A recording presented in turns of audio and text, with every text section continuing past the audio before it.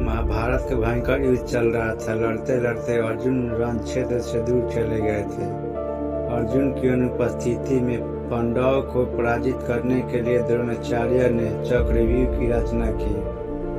अर्जुन पुत्र अभिमन्यु चक्रव्यूह भेदने के लिए उसमें घुस गया। उसने कुशलतापूर्वक चक्रव्यूह के 6 चरण भेद लिए, लेकिन 7वें चरण में उसे दुर्योधन, जयद्रथ बाकी के 7 महारथियों ने घेर लिया और उस पर टूट पड़े। जयद्रथ ने पीछे से निहत्था अभिमन्यु पर जोरदार प्रहार किया। वह प्रहार इतना तेज था कि अभिमन्यु उसे सह नहीं पाया और वीर गति को प्राप्त हो गया। अभिमन्यु की मृत्यु का समाचार सुनकर अर्जुन क्रोध से पागल हो उठा।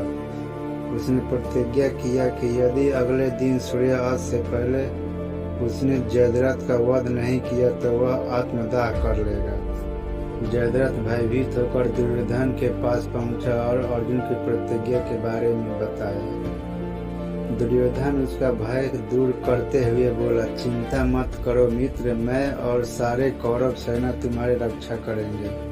अर्जुन कल तुम तक नहीं पहुंच पाएगा, उसे आत्मदाह करना पड़ेगा। अगले दिन युद्ध शुरू हुआ। अर्जुन की आंख जयद्रथ को ढूंढ रही थी, किंतु वह कहीं नहीं मिला। दिन बीतने लगा। धीरे धीरे अर्जुन की निराशा बढ़ती गई। यह देख श्री कृष्ण बोले, पार्थ, समय बीत रहा है और कौरव सेना ने जयद्रथ को रक्षा कवच में घेर रखा है। अतः तुम शीघ्र करो और कौरव सेना को समाप्त करते हुए अपने लक्ष्य की ओर बढ़ो। यह सुनकर अर्जुन का उत्साह बढ़ा और वह जोश से लड़ने लगे, लेकिन जयद्रथ तक पहुंचना मुश्किल था। संध्या होने वाली थी, तब कृष्ण ने अपनी माया फैला दी। इसके फलस्वरूप सूर्य बादलों में छिप गया और संध्या का भ्रम उत्पन्न हो गया। संध्या हो गई और अब अर्जुन को प्रतिज्ञा व आत्मदाह करना होगा। यह सोचकर जयद्रथ और दुर्योधन खुशी से उछल पड़े। अर्जुन को आत्मदाह करते हुए देखने के लिए जयद्रथ कौरव सेना के आगे आकर जोर जोर से हंसने लगा। जयद्रथ को देखकर श्री कृष्ण बोले, पार्थ, तुम्हारा शत्रु तुम्हारे सामने खड़ा है, उठाओ अपना गांडीव और वध कर दो इसका। वह देखो, अभी सूर्य अस्त नहीं हुआ है। यह कहकर उन्होंने अपनी माया समेट ली। देखते ही देखते सूर्य बादलों से निकल आया।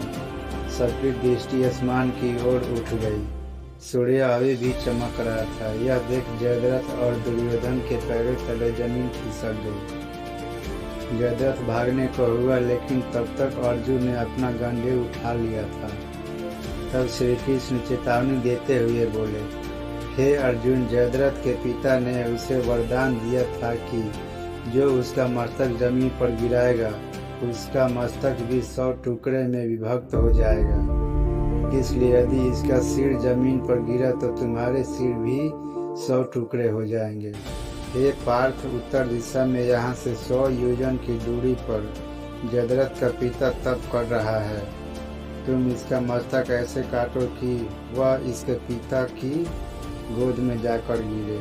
अर्जुन ने श्री कृष्ण की चेतावनी ध्यान से सुन और अपनी लक्ष्य की ओर ध्यान कर बाण छोड़ दिया। उस बाण ने जयद्रथ का सिर धड़ से अलग कर दिया और उसे लेकर सीधा जयद्रथ के पिता की गोद में जाकर गिरा। जयद्रथ का पिता चौंक कर उठा तो उसकी गोद में से सिर जमीन पर गिर गया। सिर के जमीन पर गिरते ही उनके सिर के भी 100 टुकड़े हो गए। इस प्रकार अर्जुन का प्रतिज्ञा